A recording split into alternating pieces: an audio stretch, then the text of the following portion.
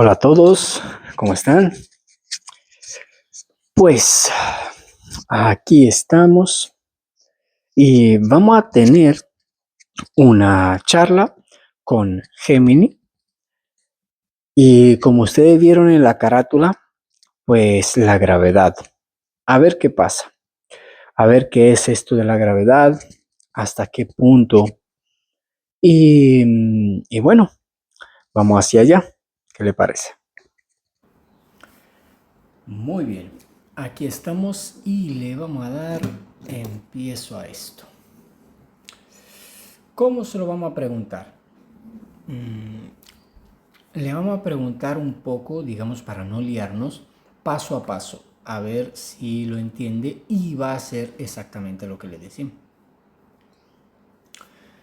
Hola Géminis, quiero que me digas qué pasa con la gravedad, porque tenemos dos tipos de gravedad. Una es la newtoniana y la otra es de Einstein, que curva el tiempo y el espacio, al parecer. Entonces, quisiera que me explicaras muy simplemente y muy corto cuál es la diferencia entre las dos y qué hacen cada una de ellas y por qué existen, cómo hacen lo que hacen. Hola, entiendo perfectamente la confusión. No es que existan dos gravedades en la realidad, sino que tenemos dos formas diferentes de explicar la misma fuerza. Es como describir un coche. Uno puede hablar de cómo se siente conducirlo, Newton, y otro de cómo funciona el motor por dentro, Einstein. Aquí tienes la diferencia explicada de forma muy simple. 1. La gravedad de Newton, el tirón invisible. Para Newton, la gravedad es una fuerza de atracción inmediata. ¿Qué hace? Imagina que todos los objetos tienen manos invisibles que tiran de los demás. Cuanta más masa tiene algo, más fuerte tira. ¿Cómo funciona? Es como un imán. La Tierra te jala hacia abajo y tú jalas a la Tierra, aunque con mucha menos fuerza. ¿Para qué sirve? Es perfecta para la vida diaria. Lanzar cohetes a la Luna o entender por qué se cae una manzana. Es sencilla y funcional. 2. La gravedad de Einstein, la cama elástica. Einstein se dio cuenta de que la gravedad no es un tirón, sino una curvatura. ¿Qué hace? Nos dice que el espacio y el tiempo son como una tela elástica, llamada tejido espacio-tiempo. Los objetos pesados deforman esa tela. ¿Cómo funciona? Imagina que pones una bola de boliche en medio de una cama elástica. La tela se hunde. Si lanzas una canica, no se mueve en línea recta porque el suelo está curvo. La canica simplemente sigue la forma del terreno. Eso es lo que llamamos gravedad. ¿Para qué sirve? Para entender cosas extremas como los agujeros negros, el GPS de tu celular, que necesita ajustar el tiempo porque pasa distinto en el espacio, y el origen del universo. ¿Por qué existen las dos? Newton es la regla de madera, fácil de usar y exacta para medir cosas normales. Einstein es el microscopio electrónico, mucho más preciso y complejo, necesario cuando las cosas son masivas, estrellas, o van muy rápido. En resumen, Newton explica qué sucede, los objetos se atraen, y Einstein explica por qué sucede, porque el universo se dobla. ¿Te gustaría que profundizáramos en cómo esa curva de Einstein afecta incluso al paso del tiempo? Ok, hemos visto aquí brevemente que nos está diciendo que uno es como un imán, empuja y atrae, y otro es que curva el tiempo y el espacio, como podemos ver aquí. Entonces, pregunta clave ahora mismo sería la siguiente. Respóndeme solo a esto de forma simple, pero educativa, rápida, por favor. El peso de algo lo determina su masa si quitamos la gravedad de por medio. No exactamente, y aquí está el truco para entenderlo rápido. La masa es constante. Es la cantidad de materia que tienes, átomos, moléculas. Si te vas al espacio profundo donde no hay gravedad, tu masa sigue siendo la misma. El peso desaparece. El peso es una fuerza. Sin gravedad, esa fuerza es cero. En resumen, sin gravedad el objeto sigue teniendo masa. Si intentas empujar un camión en el espacio, te costará moverlo por su inercia, pero no tiene peso. No marcaría nada en una báscula. Por lo tanto, la masa no determina el peso por sí sola, el peso es el resultado de la masa multiplicada por la gravedad. P igual a mg de OTG, donde P es el peso, m la masa y g la aceleración de la gravedad. Sig igual a 0, entonces P igual a 0. Bien, ahora mismo hemos entendido que la gravedad le da el peso a las cosas, pero el peso que la gravedad le va a dar va a depender de su masa. Vamos a ver qué pasa. Bien, entonces, a ver si ha producido. Bien, entonces, en resumen, si le ponemos la gravedad a una masa, esta masa cobra peso. Va a tener peso. Y su peso, mayor o menor, va a depender de su masa o de la densidad de su masa. Respuesta clara, simple y rápida. Exacto, lo tienes. Aquí la respuesta rápida. El peso depende de la masa, no de la densidad.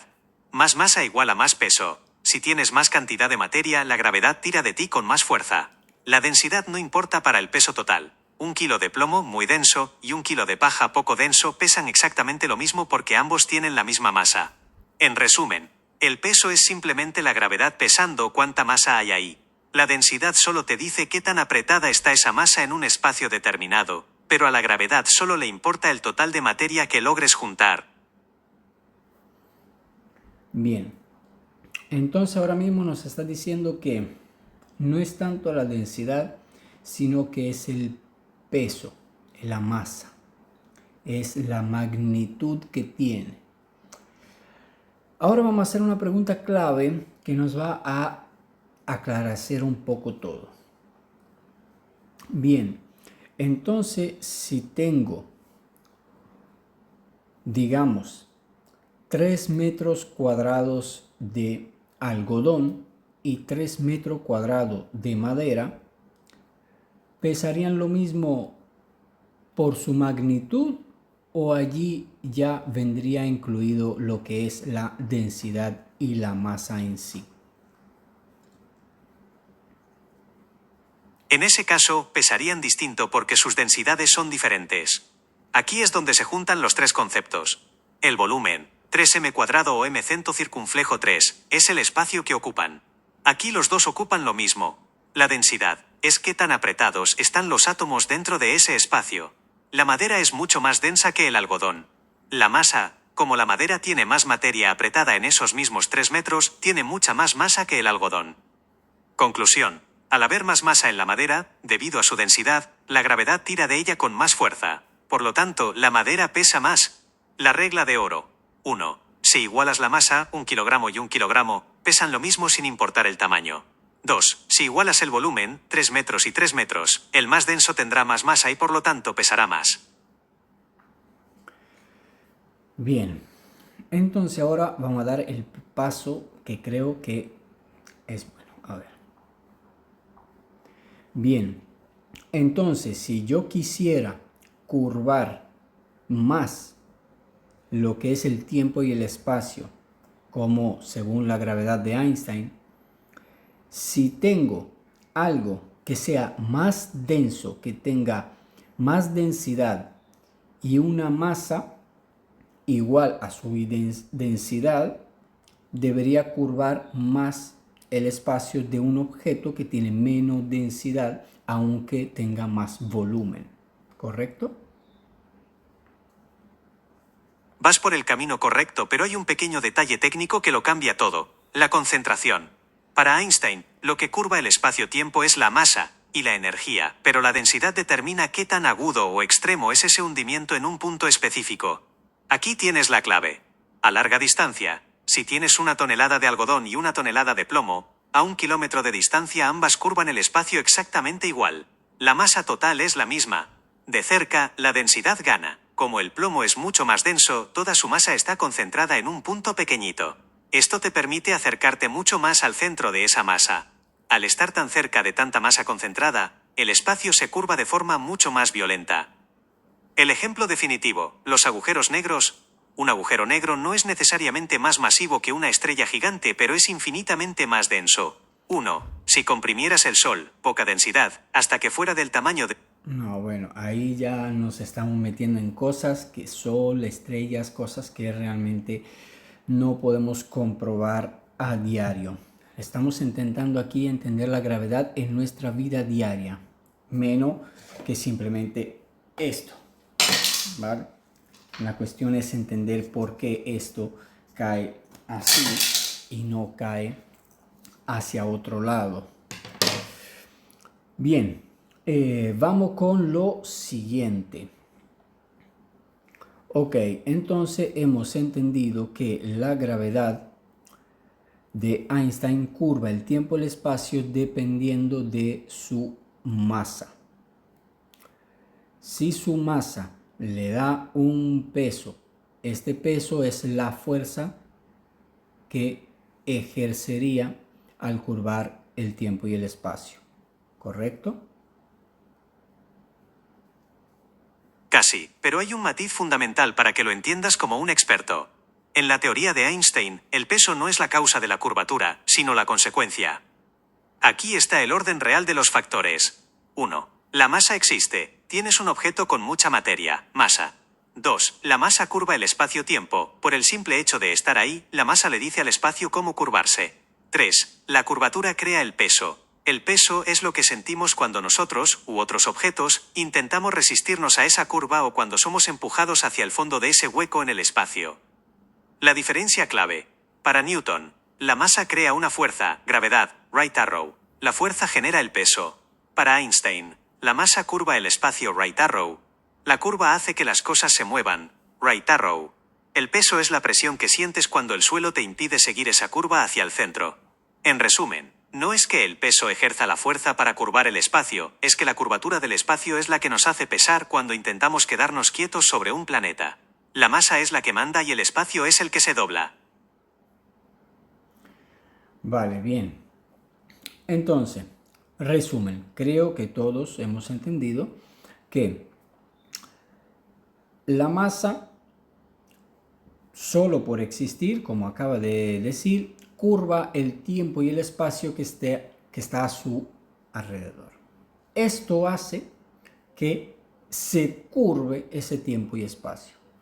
Ahora bien, el espacio y el tiempo son, digamos, conceptos. Porque aquí sí hay un espacio entre nosotros dos, pero lo que nosotros definimos espacio.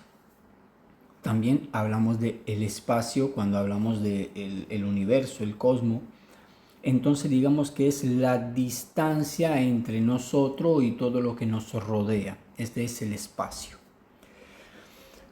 Bien, ¿acaso podemos coger espacio?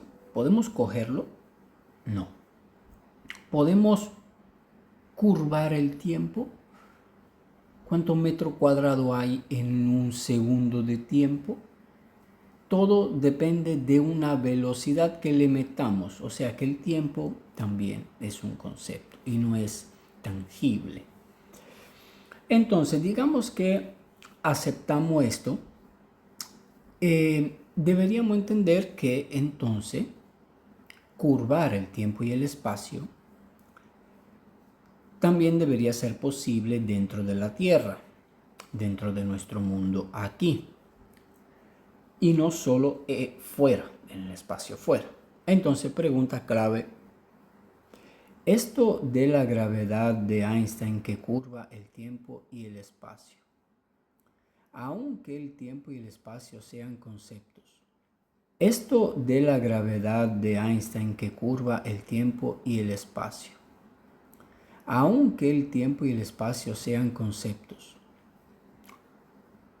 aquí en Tierra, ¿sucede lo mismo o es la gravedad de Newton que aquí gobierna? O sea, que todos nosotros estamos atraídos al centro de nuestro mundo, de nuestro planeta, por su núcleo. Excelente pregunta. Aquí es donde todo hace clic. La respuesta corta es, ambas ocurren al mismo tiempo, pero Einstein es... Mire, es maravilloso porque siempre hay una carta mágica. Aquí es donde hacemos el pam, aquí es donde encaja, aquí hacemos clic. En la magia. quien explica la verdad profunda de lo que está pasando, incluso aquí en tu habitación. Aquí te lo explico rápido. 1. La realidad es la de Einstein. No es que en el espacio mande Einstein y en la Tierra mande Newton. La curvatura del espacio-tiempo de Einstein ocurre en todas partes. Tú, ahora mismo, estás sentado en una silla porque la masa de la Tierra ha curvado el espacio a tu alrededor, y tu cuerpo simplemente está intentando seguir esa curva hacia el centro del planeta. El tiempo también se curva. En la Tierra el tiempo pasa un poquito más lento que en el espacio exterior porque estamos más cerca de la masa del planeta. Es una diferencia de nanosegundos, pero ocurre aquí mismo. 2. Newton es nuestro atajo matemático. Usamos la gravedad de Newton en la Tierra no porque sea una fuerza distinta, sino porque la gravedad de la Tierra es relativamente débil. Para calcular cómo cae una piedra o cómo vuela un avión, las fórmulas de Newton son mucho más fáciles y dan casi el mismo resultado que las de Einstein. Es como usar una regla común para medir una mesa en lugar de un láser ultrapreciso. La regla es más que suficiente para el trabajo diario. 3. ¿El núcleo nos atrae? Newton diría que el núcleo nos jala. Einstein diría que el núcleo, y toda la masa de la Tierra, es lo que causa el mayor hundimiento en el tejido del espacio-tiempo. Como el núcleo es lo más denso y masivo, es el centro de ese pozo en el que estamos metidos. En resumen, aquí en la Tierra, estamos viviendo en la curvatura de Einstein, pero como no somos un agujero negro, ni vamos a la velocidad de la luz, preferimos usar las leyes de Newton porque son atajos sencillos que funcionan perfectamente para nuestra vida cotidiana. Estamos todos viviendo en un mundo curvo aunque lo sintamos como un tirón hacia abajo. Vale. Entonces, prácticamente yo ahora mismo aquí, en este sofá, estoy hundiendo el tiempo y el espacio a mi alrededor. Ahora hagamos un ejemplo clave. Supongamos que nos metemos dentro de una piscina. Dentro de la piscina, aunque a nosotros no nos parezca, solo cuando nos movemos, hacemos así, sentimos el agua que va moviéndose en todo nuestro cuerpo y somos capaces de nadar entre ese agua, ¿sí? Entonces, aquí mismo estamos dentro de algo que muchos llaman el éter, o si no, ¿cómo lo llaman ahora? Creo que lo llaman, se me fue el nombre. Bueno, los científicos ahora mismo han cambiado el nombre. En cambio de llamarlo éter, hay una cosa que cuando quitas todo de una habitación, tú quitas todo, queda el vacío, quita el vacío, lo que permanece es lo que hay. Pues esto sería el éter en un pasado. Ahora lo llaman de otra forma que se me fue el nombre. Pero bueno, la cosa aquí interesante es esta. Ahora, podemos estar moviéndonos entre este éter, entre ese espacio-tiempo. Sí, podemos hacerlo, pero no lo estamos curvando. Allí está la cuestión. No es que nosotros entramos dentro del agua, si permanecemos quietos, así, nada viene hacia nosotros. Solo cuando hacemos así, todo se hunde porque lo estamos empujando. Entonces el agua sigue el empuje que tú le hiciste, como el aire ahora mismo. Ahora yo hago esto, aquí mismo estoy empujando aire que está pasando entre mis dedos y una vez que lo paro, toda esa presión, ese aire va y sigue su camino. Eso sucede en el agua. Pensemos un momento en cuando somos niños y jugamos con el agua. O ahora mismo de adultos también, ¿por qué no? Entonces, la cuestión es, ¿eso puede estar sucediendo? Sí, pero nos está curvando el tiempo y el espacio, que son conceptos. Ahora bien, ¿qué pasa con esto? Estamos haciendo ahora mismo un ejercicio que todo el mundo debería hacer por sí mismo, cuestionarse las cosas básicas. Porque si lo pensamos, realmente no tenemos nada en nuestra vida diaria que nos haga la vida útil o que necesitemos esto, algún objeto, alguna cosa que vaya con las leyes de gravedad. Nosotros lo que llaman la gravedad es algo que está aquí cotidianamente. Ahora la cuestión es, ¿qué es? Nosotros vemos que las cosas caen, punto. Ahora, ¿por qué caen? Eso de curvar el tiempo y el espacio está complicado, porque entonces significa que si esto que tengo aquí, y digamos que cojo un conejo, que tengo aquí un conejo, si cojo un conejo y cojo esto, en teoría, suelto esto debería irse hacia el conejo porque el conejo está curvando más tiempo y espacio, ¿vale? Porque el conejo es mucho más grande, tiene mucha más masa y está curvando mucho más el espacio-tiempo. Lo acabamos de ver, pero esto no sucede aquí. ¿Y por qué es que no sucede aquí? Porque tenemos un núcleo de la Tierra que nos atrae hacia su centro. Ahora bien, vamos a plantear una cuestión a Géminis un momento. Vale, otra pregunta. Esto ya lo entendí bien. Ahora, otra pregunta es la siguiente. Yo tengo una esfera que no es homogénea, no es exactamente una esfera exacta, no tiene esa circularidad completa en todas partes, no es una esfera perfecta y tiene una densidad diferente en cada uno de los lados y en su interior. Tiene varios tipos de materiales y varios tipos de densidad en cada uno de sus lados y centímetros. Entonces, la fuerza que ejerce al curvar el tiempo y el espacio es mayor en algún lado o es en todas partes, considerando que tiene mayor peso y mayor densidad en algunos lados. ¡Qué buena intuición! La respuesta es un rotundo sí. La curvatura del espacio-tiempo no es un dibujo perfecto y uniforme a menos que el objeto sea una esfera perfecta y homogénea. Si tu esfera es un caos de densidades y formas, esto es lo que sucede. 1. La curvatura es irregular. Imagina la cama elástica de Einstein. Si pones una bola de acero perfecta, el hundimiento es simétrico.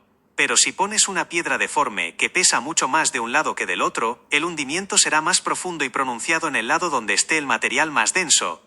En los puntos donde hay materiales más pesados y densos, el espacio-tiempo se curva más agresivamente. En los lados con materiales ligeros o huecos, la curvatura es más suave. 2. La gravedad no apuntaría al centro. En una esfera perfecta, la gravedad te empuja directo al centro geométrico. En tu esfera irregular, si te pararas sobre ella, sentirías que la gravedad te tira un poco hacia el lado donde está el material más denso, no necesariamente hacia el centro de la esfera. El tiempo también se vería afectado. El tiempo pasaría, infinitamente, más lento en el lado más denso que en el lado ligero, porque la curvatura es mayor ahí. 3. Ejemplo real. La Tierra. La Tierra no es una esfera perfecta ni es homogénea, tiene montañas, fosas oceánicas y metales distribuidos de forma irregular. Por eso, la NASA y otras agencias utilizan satélites para medir lo que llamamos el geoide. Hay lugares en la Tierra donde la gravedad es ligeramente más fuerte que en otros debido a la densidad de las rocas bajo el suelo. Literalmente pesas un poquito más en unos países que en otros. En resumen, tu esfera deforme y heterogénea crearía un pozo de gravedad irregular. La curvatura sería un relieve accidentado de subidas y bajadas, donde el espacio y el tiempo se deforman más allí donde lograste concentrar la mayor cantidad de masa. Bien, muy bien. Fíjense que yo iba a decir lo mismo. Como en nuestro mundo es bastante deforme. Ahora, si la gravedad atrae más los cuerpos a su centro debido a su densidad, porque curva el tiempo y el espacio, las personas que viven allí deberían por sí mismos, por naturaleza, ser personas más bajas de altitud. No pueden ser personas altas, porque allí se registra día tras día, mes tras mes, año tras año, siglo tras siglo, una evolución a medida de cómo es el lugar. Esa sería una teoría interesante para poner a prueba, pero ¿cómo vamos a poner la prueba? Una vida normal, hoy en día, ¿cuánto es? 80, 100 años. Así que eso no va a ser posible, aunque deberíamos tener registro. Pero bueno, la cosa ahora es, nuestro mundo no es regular. Pero ¿saben cuál es la carta mágica? Creo yo, el hecho que estamos girando. Porque si estuviéramos parados, no existiera esto de la gravedad es más fuerte en un lado, entonces claro, se curva más el tiempo y el espacio, entonces el Sol, aunque nosotros giramos en teoría alrededor del Sol, no podríamos darnos la vuelta porque siempre estamos hacia un lado, porque es el lado el que más curva y el que más está. Entonces al girar vamos a equilibrar toda esta descompensación de gravedad. Y vamos a ver qué nos dice. Pero todo eso, si lo pensamos, es como un cuento. ¿Ustedes de verdad creen que aquí mismo estamos en una esfera que está girando a 1600 kilómetros por hora alrededor del Sol, pero la Luna gira alrededor nuestro? Y lo que vemos nosotros, en cambio, es que tanto el Sol como la Luna es que se mueven encima de nosotros. ¿De verdad ustedes creen el tema de la gravedad que curva el agua, por ejemplo? Si nosotros vemos, el agua siempre busca el nivel, siempre busca estar plana, independientemente del contenedor que le pongamos. Ahora sucede una cosa interesante, que la gravedad curvaría también el agua. Pero basándonos sobre esto, ¿sí?, hay lugares donde el agua debería permanecer más. Entonces todo eso de los ríos, todo eso de que el océano es más o menos uniforme, no, deberíamos tener una concentración mayor de agua en un lado donde más hay densidad. Entonces vamos a preguntar una cosa interesante. ¿Cuáles son los lugares más densos de nuestro mundo? Simple y rápido. Y luego otra pregunta, también una respuesta simple y rápida. Si nuestro mundo entonces es deforme y tiene mayor densidad en algunos lados, menos densidad en otros, ¿cómo es que no nos quedamos quietos en un lugar del espacio y estamos girando? Aquí tienes las respuestas directas y al grano. 1. ¿Dónde están los lugares más densos de la Tierra? A nivel general, el lugar más denso es el núcleo interno del planeta, una bola sólida de hierro y níquel bajo una presión inmensa. Si hablamos de la superficie, donde la gravedad varía, los lugares con mayor densidad y gravedad son los polos. Al estar la Tierra achatada, los polos están más cerca del núcleo. Regiones con roca volcánica densa, como el norte del Océano Índico o ciertas zonas del Atlántico Norte. Grandes cordilleras. Áreas como el Himalaya tienen mucha masa acumulada, aunque la altitud a veces compensa el efecto. 2. Si el mundo es deforme, ¿por qué no nos quedamos quietos y seguimos girando? Porque la inercia manda. Imagina que lanzas una piedra con fuerza en una pista de hielo. La piedra seguirá moviéndose aunque el suelo tenga pequeñas grietas o baches. Con la Tierra pasa igual. El impulso del origen. La Tierra nació girando hace miles de millones de años a partir de una nube de gas y polvo. Ese empujón inicial es gigantesco. No hay frenos. En el vacío del espacio no hay aire ni fricción que detenga ese giro. Irregularidad ese movimiento. Que la Tierra sea un poco deforme o tenga densidades distintas solo hace que su bamboleo sea un poco imperfecto, pero no tiene la fuerza necesaria para frenar la rotación del planeta entero. En resumen, las irregularidades de densidad solo afectan a cuánto pesas en un lugar u otro, pero no pueden detener el enorme impulso que trae la Tierra desde que nació. La inercia es un motor que no necesita gasolina. Vale, muy bien. Prácticamente hemos tenido que inventar que nuestro mundo nació de una masa de polvo y porque gira. A ver, yo creo que todos ustedes que están escuchando pueden ser lo suficientemente críticos para entender que estamos intentando cómo escalar un espejo, ¿vale? Ahora, entiendo que todo esto de la gravedad sea muy fascinante, muy bonito, muy exótico, yo lo entiendo.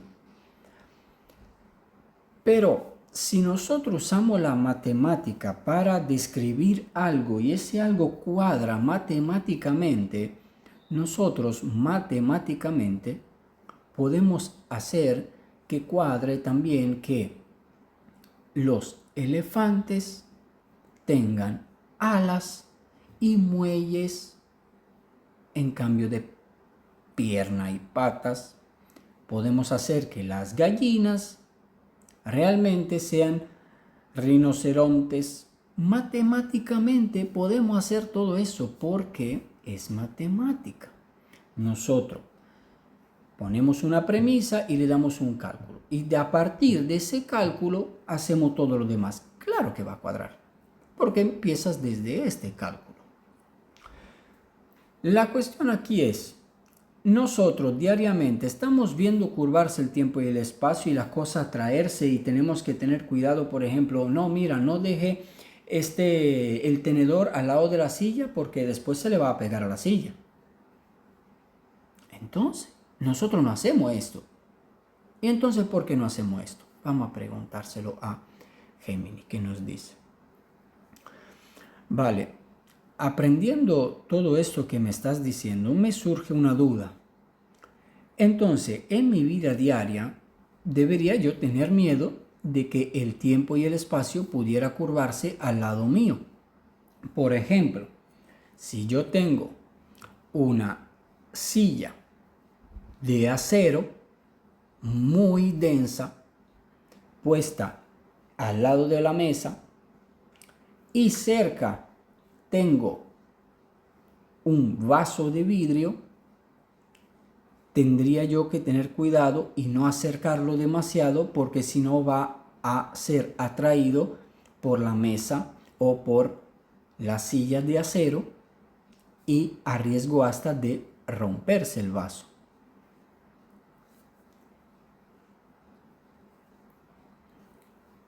Para nada, puedes estar totalmente tranquilo. Aunque la física de Einstein dice que todo objeto con masa curva el espacio-tiempo, la escala de esa curvatura es tan, pero tan pequeña en objetos cotidianos, que es prácticamente inexistente para nosotros. Aquí te explico por qué no debes preocuparte. A ver, fíjense qué magia. No debes de preocuparte porque si no hace falta. No tiene fuerza suficiente porque son tan pequeños. Entonces aquí entra la magnitud, no la densidad. Tenemos que aclararnos, pero vamos a ver qué nos dice. 1. La gravedad es una fuerza increíblemente débil. Para que la gravedad sea lo suficientemente fuerte como para mover algo, como atraer el vaso hacia la silla, necesitas una masa gigantesca. La silla de acero curva el espacio-tiempo, sí, pero es una curvatura tan leve que ni el instrumento de medición más sensible del mundo podría detectarla fácilmente. Necesitas algo del tamaño de un planeta para que esa curvatura logre atraer un vaso y moverlo. 2. El rozamiento es el héroe invisible. Pero vamos a ver. Entonces, si es necesario una cosa tan grande como un planeta para mover un vaso, ¿cómo es posible que hacemos que las cosas caigan hacia nosotros y encima las repelemos para que siga girando alrededor nuestro?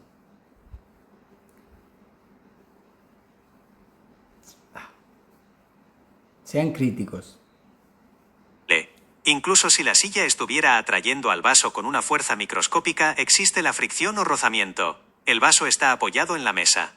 La fuerza necesaria para vencer el rozamiento del vidrio contra la madera es millones de veces superior a la minúscula atracción gravitatoria de la silla. Es como intentar mover un elefante soplando. Tu soplido genera una fuerza, pero no es suficiente para vencer el peso del elefante. 3. ¿Qué pasaría con el tiempo? Siguiendo la lógica de Einstein, el tiempo pasa más lento cerca de la silla de acero que lejos de ella, porque es más densa que el aire. Pero la diferencia es tan ridícula, que, para que el tiempo de tu reloj se retrasara siquiera un segundo respecto al resto de la habitación, tendrías que dejar el reloj al lado de la silla por trillones de años, mucho más de lo que ha existido el universo. O sea que quieras o no comprobarlo, no vas a tener forma de comprobarlo. Créete que prácticamente nuestro mundo está curvando el tiempo y el espacio. Créetelo porque tú no vas a tener forma de comprobarlo, ¿vale? Es así. Es que cuadra, así que es así. Vamos a seguir y vamos a preguntarle ahora una cosa interesante. Porque basándonos sobre esta lógica, el rozamiento, la magnitud, la pregunta es clave ahora. Vale, entonces a escala podemos deducir que una montaña, si yo estuviera levitando en el medio de esa altitud de una montaña, supongamos que esa montaña es alta 2 kilómetros, 2000 metros, al yo levitar, estar en el medio a 1000 metros, a 1 kilómetro, toda esa masa conseguiría atraer un vaso de cristal finito y pequeño de 1 centímetro cúbico. Sigue siendo un no, pero la escala es fascinante. Incluso con una montaña de 2000 metros de altura frente a ti, el vaso no saldría volando hacia ella. Aquí tienes la explicación rápida de por qué la Tierra siempre gana. 1. ¿La Tierra es demasiado grande para que el vaso se mueva hacia la montaña? A ver, no es que la Tierra siempre gane. Es la fantasía de la gravedad que siempre está ganando. No es la Tierra que gana. Pero vamos a ver qué pasa, porque puede ser que sea la Tierra que está atrayendo al vaso. Y allí tenemos otra cuestión. La atracción de la montaña tendría que ser más fuerte que la atracción de la Tierra, que está justo debajo tirando hacia el centro. Una montaña es enorme para nosotros, pero comparada con el planeta entero, es apenas un granito de arena. La Tierra tiene una masa de unos 6 × 10 circunflejo 24 kg. Una montaña promedio es billones de veces más ligera. La Tierra sujeta el vaso con tanta fuerza que la montaña ni siquiera le hace cosquillas. 2. El experimento de Shihalion. Vale, prácticamente ahora vamos a escuchar este experimento de Shihalion. Prácticamente lo que dice es que aunque nosotros queramos comprobar esa fuerza en nuestro diario vivir, no podemos hacerlo porque la Tierra en sí es tan grande que atrae todo a su centro. Pero en teoría debería traer todo más hacia otro lado, donde más denso es, y no en su núcleo. Pero como dijo que la parte más densa es el núcleo, entonces vamos después de este experimento de Shihalion, vamos a ver qué es este núcleo en realidad. Dato curioso. En 1774, unos científicos usaron una montaña en Escocia llamada Shihalion para intentar medir esto. No usaron un vaso sino una plomada, una cuerda con un peso. Descubrieron que la montaña era capaz de desviar la cuerda apenas 0,002 grados. Es decir, la montaña es tan débil que solo logra atraer el peso un pelito microscópico, pero no tiene fuerza para arrebatarle el objeto a la gravedad de la Tierra. Bien, prácticamente está diciendo que se hizo este experimento donde se dejó caer desde un hilo un peso. Tenemos que suponer que exactamente recto, porque claro, un 0,000, mira, con un poquito que tú te equivoques en la base, ya tiene este 0,000. Y la montaña debería ser perfectamente plana. Así que vas a tener que usar otro método, o sea, un láser. Y en aquellos tiempos no había. Así que este experimento podemos darlo como mm, mm, mm, mm, mm. Pero bueno, vamos ahora a preguntar lo del núcleo de la Tierra. Vale, me estás prácticamente diciendo entonces que el núcleo de la Tierra siempre va a traer todo equitativamente a su centro. Por eso no podemos notar tantas diferencias. Pero sí, en ciertos lugares de la Tierra pesamos más o menos en otros. Entonces, pregunta y respuesta simple, clara y rápida, por favor, sería la siguiente. ¿Cuánto más pesamos o cuánto menos pesamos dependiendo del lugar de nuestro mundo? Y otra pregunta, este núcleo de la Tierra, ¿cómo sabemos que existe tal así como pensamos que existe? Aquí tienes las respuestas directas al grano. 1. ¿Cuánto varía nuestro peso en la Tierra? La diferencia es muy pequeña, pero real. Varía aproximadamente un 0,5%. ¿Dónde pesas menos? En el Ecuador, por ejemplo, en Ecuador o Kenia. Allí la Tierra es más abultada y estás más lejos del centro, además de que la rotación te empuja un poco hacia afuera. ¿Dónde pesas más? En los polos, Ártico o Antártida. Estás unos 21 kilómetros más cerca del centro del planeta y la rotación no te afecta. En números, si pesas 70 kilogramos en el Ecuador, en el Polo Norte pesarías unos 70,35 kilogramos. Es una diferencia de unos 350 gramos. 2. ¿Cómo sabemos que el núcleo existe si nunca hemos ido? Nadie ha bajado más de 12 kilómetros. La Tierra tiene 6,370 kilómetros de radio. Miren, saben que esto, la única forma de comprobarlo, y sería interesante preguntar esto, es exactamente cómo se ha comprobado esto. Porque si lo hacemos con una persona, el tiempo que pasa la persona en moverse puede variar también su peso. Porque no es el mismo peso que tenemos ahora mismo que en una hora. Y muchas cosas pueden variar. La temperatura puede variar, el peso de las cosas también. Ahora no nos vamos a meter ahí. Una cosa que quiero aclarar. La cuestión aquí no es intentar desmontar la gravedad, es intentar ser críticos y intentar ver si hay otra opción que haga que todo lo que sucede en nuestro mundo se explique de otra forma. Y sí existen, y sería presión atmosférica. Y para que en un lugar haya presión, tiene que estar cerrado. Nuestra olla a presión, miren qué cosa, para que tenga presión tiene que estar cerrada y herméticamente, si no pierde presión. Entonces en el canal lo buscaré y lo pondré aquí para que ustedes lo vean.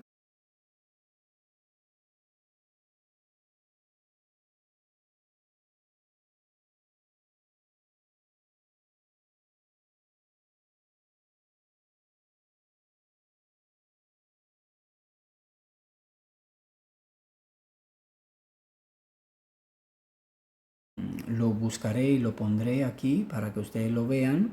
También publiqué una otra opción de cómo pudiera ser nuestro mundo y explicaría todo. Y sería por presión. Pero vamos y adelantamos aquí a ver qué pasa. Así que usamos la sismología. Ondas de choque. Cuando hay un terremoto, las ondas viajan por todo el planeta. Los científicos tienen sensores en todo el mundo, y ven cómo esas ondas rebotan o se desvían al chocar con diferentes capas. El eco es como una ecografía o un sonar. Al analizar cómo cambian de velocidad las ondas, descubrimos que el centro es una bola de metal líquido con un corazón sólido muy denso. Magnetismo. El hecho de que tengamos un campo magnético que hace funcionar las brújulas demuestra que hay una masa gigante de metal líquido moviéndose allá abajo. Bien. Hemos llegado a un punto fantástico que es el magnetismo. Nuestro mundo se explicaría también por electromagnetismo, tanto Sol, Luna, planetas. Y acuérdense que planeta, realmente, si ustedes buscan la etimología de planeta, está bien para ellos, pero no está bien para nosotros, no somos iguales. Así que esa es la tarea para ustedes, búsquenlo. La cosa es, ahora mismo nos dijo que,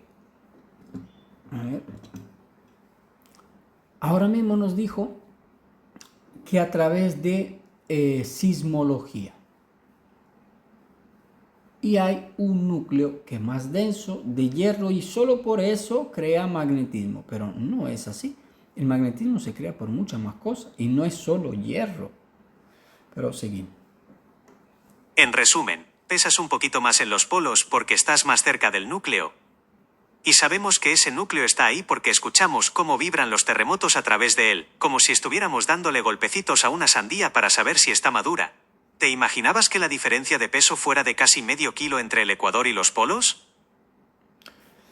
Pues no, la verdad que no me lo imaginaba. Ahora, la cuestión es la siguiente. Núcleo de la Tierra. ¿Cómo sabemos que existe ese núcleo? Dice a base de sensor sísmico. Preguntamos una cosa. La excavación física más profunda creo que fue el Pozo Kola, ¿correcto? ¿Hasta qué punto llegaron a excavar y por qué pararon de excavar? Exacto, el nombre oficial es el Pozo Superprofundo de Kola en Rusia. Es el agujero más profundo del planeta hecho por el hombre. Aquí tienes los datos rápidos. ¿Hasta dónde llegaron? Llegaron a una profundidad de 12.262 metros, unos 12,2 kilómetros. Para que te hagas una idea, es más profundo que el monte Everest de cabeza o que la fosa de las Marianas en el océano. Sin embargo, apenas arañaron la superficie, ya que solo recorrieron el 0,2% del camino hacia el centro de la Tierra. ¿Por qué pararon de excavar? No fue porque se quedaran sin dinero o por monstruos, como dicen algunas leyendas urbanas, sino por la física pura. 1. El calor extremo. Esperaban encontrar unos 100 cento circunflejo circtext C a esa profundidad, pero se toparon con 180 cento circunflejo circtext C. 2. Rocas plásticas. A esa temperatura y presión, las rocas ya no se comportaban como algo sólido y quebradizo, sino más bien como plástico o chicle. Cada vez que sacaban la broca para cambiarla, el agujero empezaba a cerrarse lentamente por la fluidez de la roca. 3. Tecnología insuficiente. Las brocas se derretían o se volvían inservibles muy rápido. Era como intentar taladrar un tarro de miel caliente con una pajita de plástico. En resumen, pararon porque la Tierra se puso blanda y demasiado caliente. Fue el límite donde nuestra tecnología de acero chocó contra el calor interno del planeta. ¿Te impresiona que a solo 12 kilómetros de profundidad ya la roca se comporte como chicle?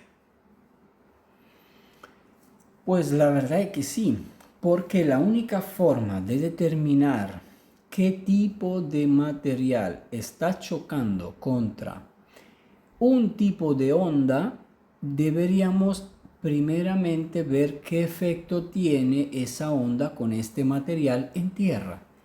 A menos que no queramos inventarnos materiales y decir, mira, este material lo que está más abajo es esto, ¿vale? Porque claro, está rebotando de esa forma, como sucede aquí. ¿Por qué se basan de cómo sucede arriba en nuestro mundo? Porque lo que conocen, lo que está abajo no se conoce. Entonces, al no conocerse, toca inventar.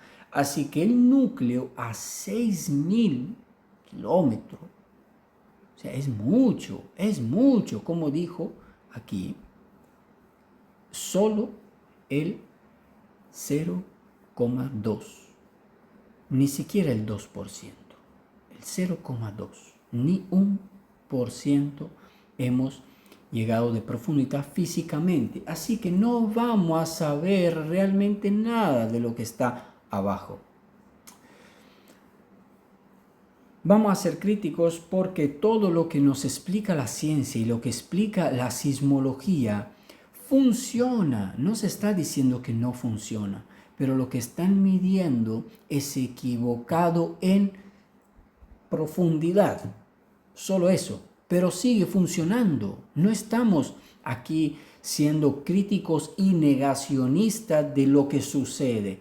La naturaleza siempre tiene la última palabra porque es ella que manda. Nosotros, para descubrir qué es la naturaleza, debemos de observarla.